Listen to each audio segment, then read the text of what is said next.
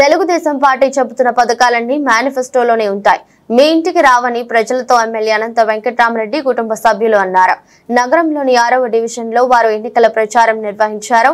అనంత మాలతి, అనంత మేఘన, అనంత నవ్యతారెడ్డి, అనంత సువర్ణమ్మ, ఇతర కుటుంబ సభ్యులు, వైసీపీ నాయకులు ఈ ప్రచారంలో పాల్గొన్నారు. వేణుగోపాల్ నగర్, నాగులకట్ట వద్ద నుంచి ప్రారంభించి కాలనీలు మొత్తం తిరిగారు. ఇంటింటికి వెళ్తూ గత 5 ఏళ్లలో జరిగిన సంక్షేమం, అభివృద్ధి కార్యక్రమాలను వివరించారు. ఈ సందర్భంగా వారు మాట్లాడుతూ ప్రతిపక్షాలు విమర్శించలేని విధంగా ఎమ్మెల్యే పాలన సాగిస్తున్నారని అన్నారు. ఇప్పటికే ఆయన చేసిన అభివృద్ధి పనులు నగరంలో స్పష్టంగా కనిపిస్తున్నాయన్నారు. ప్రతి ఇంట్లో జగన్ ప్రవేశపెట్టిన సంక్షేమ పథకాలు అందుతున్నాయన్నారు. ఇప్పుడు అందుతున్న వాటికి అదనంగా లబ్ధి చేకూరే విధంగా పథకాలు మీకు అందుతాయని వారు చెప్పారు. టీడీపీ సాధ్యం కాని హామీలు ఇచ్చి ప్రజలను మోసం చేసే ప్రయత్నం చేస్తున్నారని, వీటిపై అప్రమత్తంగా ఉండాలన్నారు.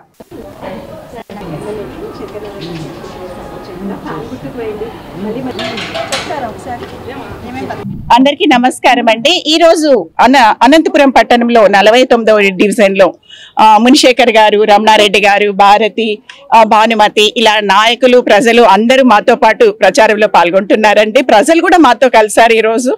ఎందుకంటే అనంత వెంకటరామరెడ్డి గారు చేసిన అభివృద్ధి, వైఎస్ఆర్సీపీ ప్రభుత్వంలో మనకు జరిగిన అభివృద్ధి పథకాలు, అందిన పథకాలు ఇవన్నీ ఈ ప్రజల్ని మాతో కలిసేలాగా చేస్తున్నాయన్నమాట.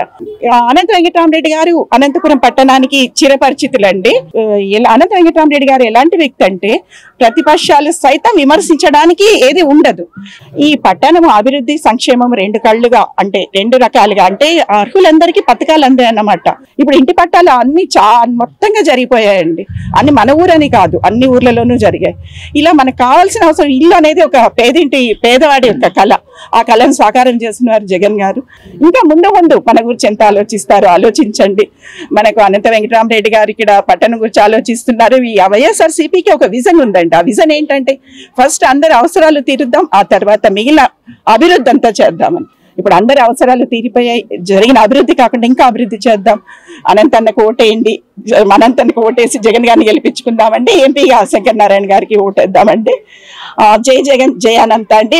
ఇంకొక విషయం అండి, మే 13 దయచేసి అందరూ ఓటు వేద్దామండి. మంచి వ్యక్తి అనంత వెంకటరామరెడ్డి గారు, మీకు అందరికీ తెలిసిన వ్యక్తి.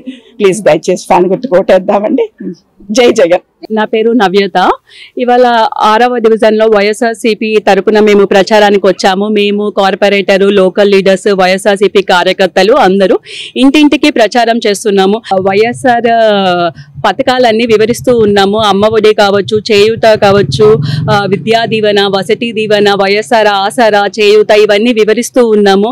అదే కాకుండా పింఛన్ కూడా చెప్తూ ఉన్నాము. అవ్వాతాతలకి ఖచ్చితంగా జగన్మోహన్ రెడ్డి గారికి మళ్ళీ అవకాశం ఇచ్చి మీరు గెలిపిస్తేనే ఇవన్నీ మళ్ళీ కొనసాగుతాయి. టీడీపీ మేనిఫెస్టో లాగా వాళ్ళకి పొరపాటున మీరు మోసపోయి అవకాశం ఇచ్చారు అంటే అవి మేనిఫెస్టోకే పరిమితం, కానీ అవి ఖచ్చితంగా మీ ఇంటికి రావు అని కూడా మేము గట్టిగానే చెప్తూ ఉన్నాము.